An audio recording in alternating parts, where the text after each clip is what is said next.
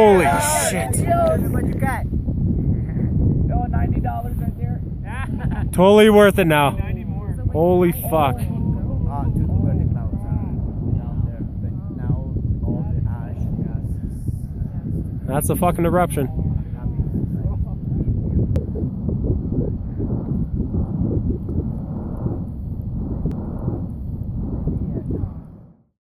I'm John from St. Mary's, Ontario, Canada. I'm Ellis from Ontario, Canada. Eric Page from Ontario, Canada. Zachary Martinez from Chicago, Illinois. Vacca, Niagara Falls, Ontario. Monique from Ontario, Canada. Ella from Tasmania, Australia. And Liz from Melbourne, Australia. I'm Jose from Guatemala. So I had signed up for this tour called the Double Whammy, which is apparently brutal. And what you do in this tour is you climb Acatenango, and then later that day Fuego as well. And Fuego is the active volcano. We got about halfway up the mountain, and the three of us, including not including the guide was trying to figure things out for us, got covered in an ash storm. It was like snow, except ash, clearly. It's like black rain. What happened was the guide decided he wanted to go over and try and figure out whether or not it was going to be safe to scale the ridgeback of Fuego. Turned out it wasn't safe.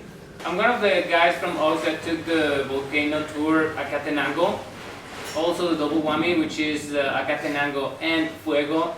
We was right there when the volcano started erupting. That hasn't happened in around 10 years. And we had to make this quick decision about going to a regular camp or going to another camp because it was not safe to go there. There was a huge cloud of smoke and ash coming toward us, and it was not safe at all. We had to cover our mouth and nose and put some hat on because it was literally raining ash. So we had to make the big decision to go to the other camp. At night we went up to the summit of Acatenango, and we had the most amazing view of Fuego, which is erupting constantly. And we didn't know that it was a big deal until we got signal again. My phone was dead, but everybody else was like, whoa, check this out. I think it's in the BBC News. And we were like, what? BBC is real news. When I thought it was the biggest deal is when I saw the smoke, I was like, okay, this is probably normal. But then when I kept on getting text messages from my friends, oh, are you okay? How are you doing? Are you safe? Are you guys coming down already? So I think when you looked into the eyes of the guides and they looked like this is something serious that's happening right now, and we have to get up to the top of this mountain tonight to see this. We even pushed back the time that they normally go up. And once I saw that they really wanted to see it, I knew I really wanted to see it and get my camera in front of it. So. And when we finally got to the top of the summit, we pretty much couldn't see anything, maybe some little like shadows of amber coming through behind the clouds. Yeah. But you could really hear the noise of the volcano. And we sat there for, I don't know, like 10, 15 minutes before anything happened. Really? And then the cloud finally moved, and it was just the most amazing show I've ever seen. I had no idea what I was gonna expect. I thought, oh, that noise, okay, there's something cool behind it. And then when finally the cloud revealed what it had to offer, oh, it was amazing. Shooting lava 100 meters into the air, like huge flows all the way down the whole mountain. It was just incredible. Like, But the I'll never be able to eruptions watch fireworks again. Yeah. That's for sure.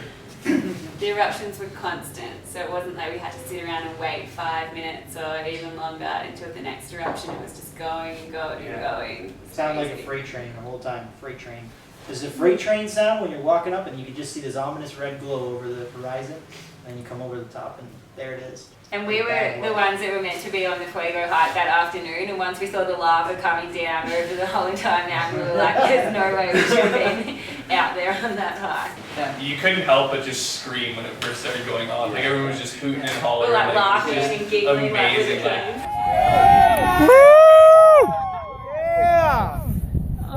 Holy shit. What you got?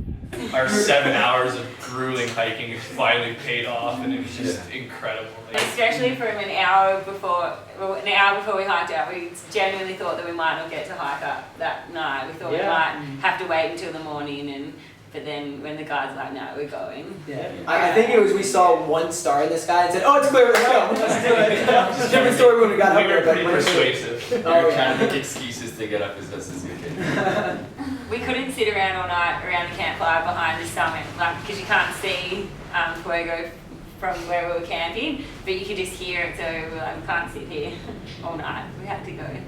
There was something that I think inside all of us, and I think we'd all agree that said we have to go see this because it's going to be incredible and it's going to be something we're never going to forget. Jose said, "It's giving a show." So let's go. They put on a show. We wasn't sure about going because it was still a little cloudy, but we decided just okay, we'll go. We had a good So feeling. we made the decision again, and thanks God it was giving us this show. It was just amazing. Part of the that's hype. the word, amazing. Yeah. Just seeing how I think we concerned made it the very guides live, were, that's like all. seeing that the guides were concerned about it just made it all the more real because obviously they've experienced it so many times and you know if these guys are slightly worried then we should definitely be worried. But they took all the safety precautions and didn't take any risks, so we didn't really feel uncomfortable. No. Yeah. We felt They made sure we were safe. I mean, that was incredible. Safe, not warm, but safe. Safe, yeah. Those are two separate things sometimes. No, we had a great fire going there. It was yeah, awesome. safe. Great food the whole time. Yeah. Awesome food. Yeah, eating Thai food beside an erupting volcano is pretty Yeah. unbeatable. So. Yeah. Yeah, you know, casual Saturday night. I think no matter what, they're sitting up at the same height, almost the same height as an erupting volcano, you're definitely still scared. Yeah. And we were only 5 kilometers away, and we were the only group on the summit. Nobody Just else. nobody Yeah, else. nobody else. Just us. It's a private show. Front row center for one of the biggest things that's happened around here in years. Yeah.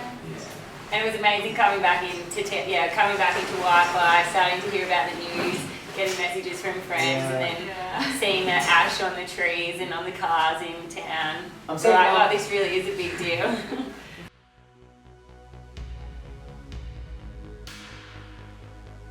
Okay, well, where it starts is at the bottom. He pulls out his camera at our first break stop, and I'm asking him about it. What are you shooting with? What kind of, we start talking about cameras together. He says, "Oh yeah, I do photography, okay."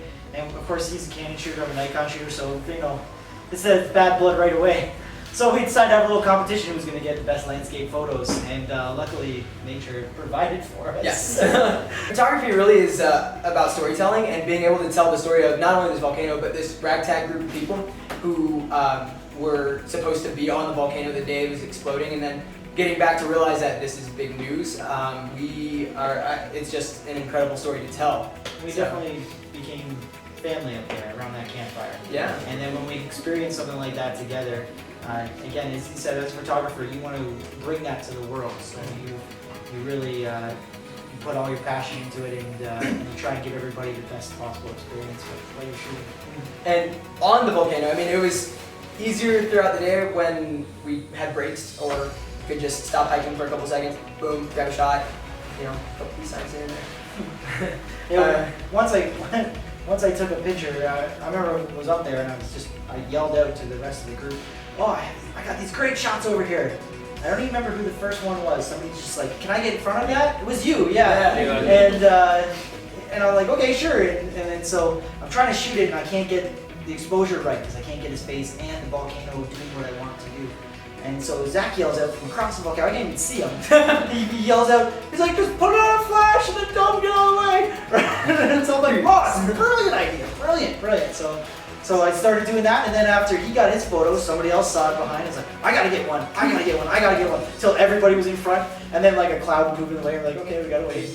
Okay, let's go get it, right? So it was fun. Yeah. It was really fun. It was one of the best shoots of my life. For Oh sure. yeah, and it was cold too. So I mean, half of it was just kind of trying to fiddle with the dials and trying on. right, and just all the practice and whatever that we've done in the past. Yeah. Kind of trying to help inform this crazy opportunity to capture Yep. nature at its best Oh, or absolutely. worst, depending who you are. And I mean, like you could tell, in the looks of all the people that we took a group shot and we took some individual shots, and you could just tell the looks in their eyes is just amazing. They're amazed at what they're seeing, and they've got to get in front of this amazing thing that you'll probably never see again in your life, something like that. And that's what it's all about, really. Yeah, Pure euphoria. absolutely. It's Oh, unreal. we just got to relive it again.